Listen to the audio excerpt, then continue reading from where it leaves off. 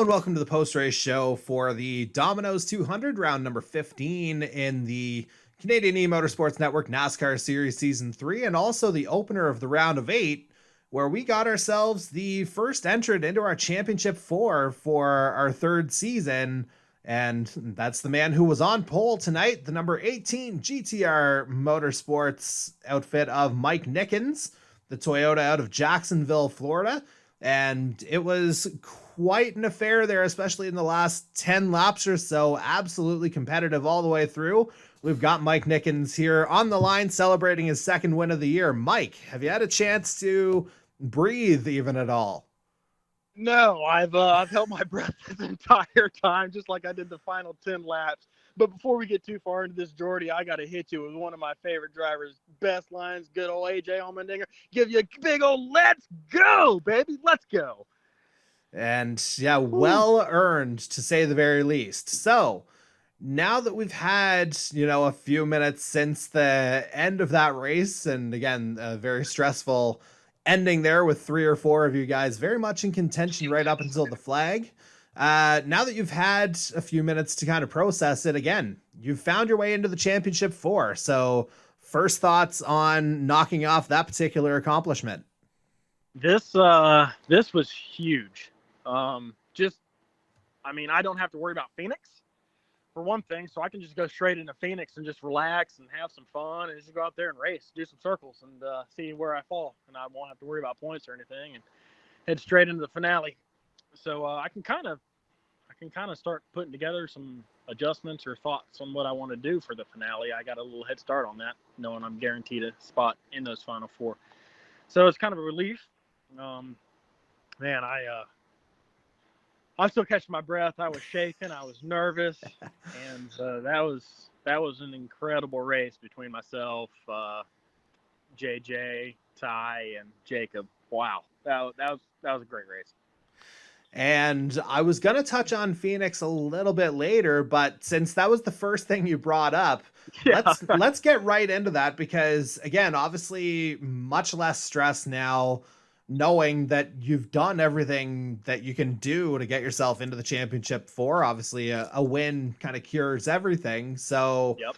It's not like you don't have something to race for next week, as you are very much in Fix Auto Cup contention as well, just 4 points back. But in the grand scheme of things, and you kind of alluded to this already, like, how does your approach kind of change for Phoenix now, again, knowing that the hard part for you is done? Yeah, I've won Phoenix before, and I feel pretty decent about it. However, at the same time, I was also really, really worried, and I wanted to get as many points as I could tonight. That way I'd have to worry about Phoenix a little bit less next week.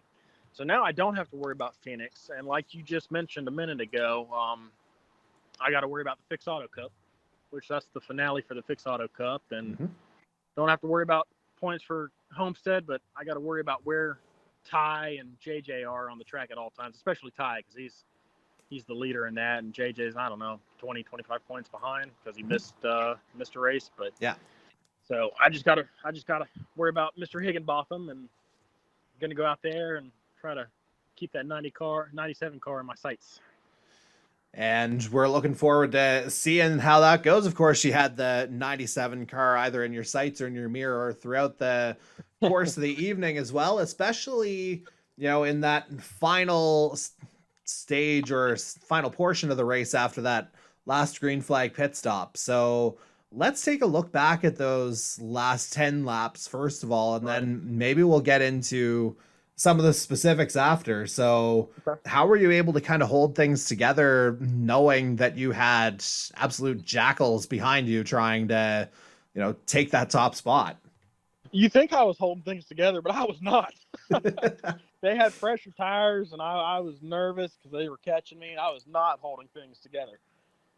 But I knew my car on the very last, 5 or 10 laps of this stint, it would really, really come in, and it would hug that bottom, and it would rip around that bottom. And I knew if I could get my car back down there, that I would have a chance. So they ended up getting around me, which I kind of expected, looking at the gaps in that final stint. And they got around me, they started racing each other a little bit, and I was like, okay, if you guys are going to race each other, that's definitely going to help me out because you have the fresher tires. So go ahead and burn your stuff up. So that's going to help me out. And I don't know, I made a move on Jacob to get around the outside of him, and I had the momentum, and then I was able to get underneath Ty and then Piccola there in that final corner. And the car was just hooked up around the bottom, and I knew if he had given me the bottom, that I was going to have a really good shot at it without even having to, give him a race-winning bumper. But yeah, it was a lot of fun, and I hope we put on a show for you and Reegs up in the booth. Oh man, did you guys ever?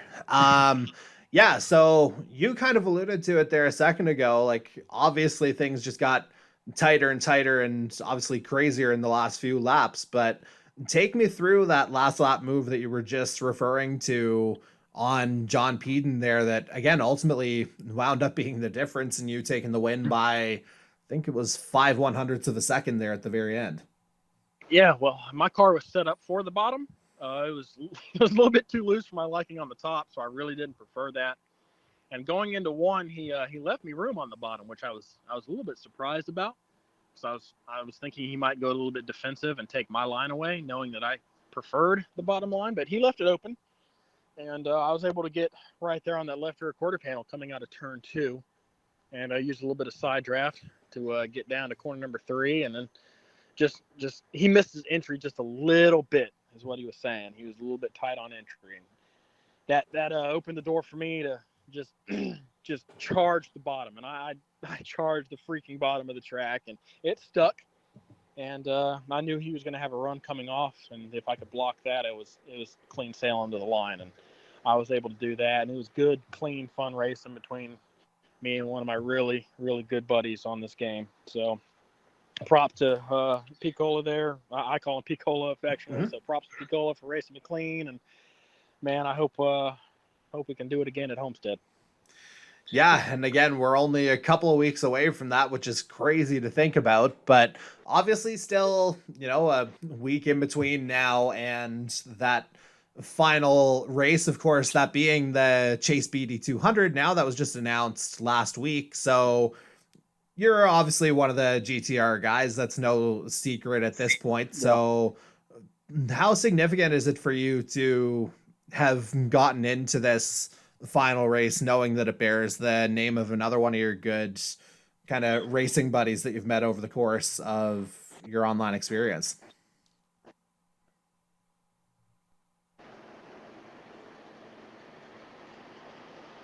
Yeah, I don't know if I lost you, but Okay.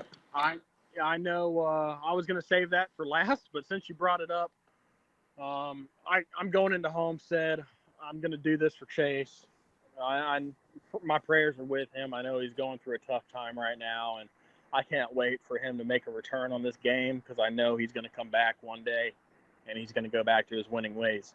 And I hope just by making the Final Four, I can make him proud. I made him proud. But Chase Beatty, Homestead's for you, baby. I'm not the best there, but I'm going to do whatever it takes to bring that home, that title for GTR and for you, my friend. So I'm carrying Chase Beatty on my back at Homestead, Jordy.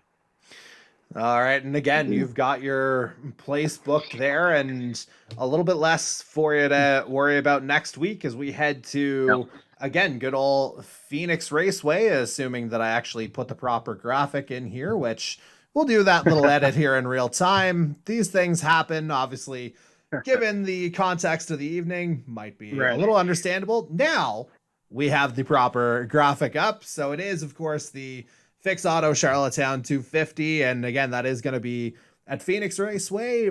We'll set up again next Tuesday night, 7:30 p.m. Eastern time, as we always do on the Canadian eMotorsports Network YouTube channel. And again, it is, as we've alluded to before, the finale of this season's Fix Auto Cup. And again, the gap is right there. Ty Higginbotham with a 4-point lead over the man we're chatting with right now, Mr. Mike Nickens, with John Peden hanging around there in third.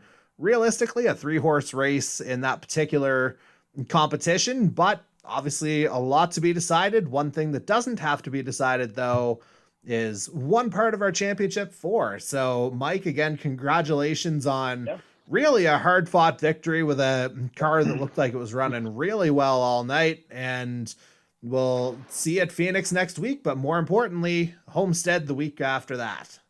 Yeah, I want to go ahead. I want to give a shout out. I want to thank you guys in the booth, you Jordy, you Reegs, for doing this, putting on this show for us every week, and thank the Canadian E-Motorsports Network for throwing this whole series together. It's been a lot of fun, and I want to go ahead and give a shout out to the GTR Motorsports team, myself, Jose, Jacob, and then the rest of the GTR family. We got Keith Miller, Leo Jamison, Chase Beatty, and kind of like an honorary member on Ty Higginbotham.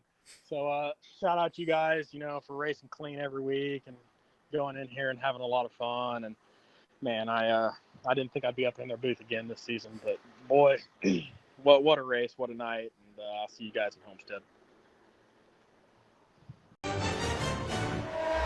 Headlights out, it's go! He's going to get ahead of McCauley into turn one. Cody Cudmore with a great start. The winner of the Centennial Autosport and Tire Spanish Grand Prix is Darcy Ford. McCauley's gotten a good start off the line, but it looks like Darcy Ford's gotten up into second. Italian Grand Prix is underway. Go, go, go down that start-finish straight. And he's got it! Cody Cudmore with an absolute stunner at the end.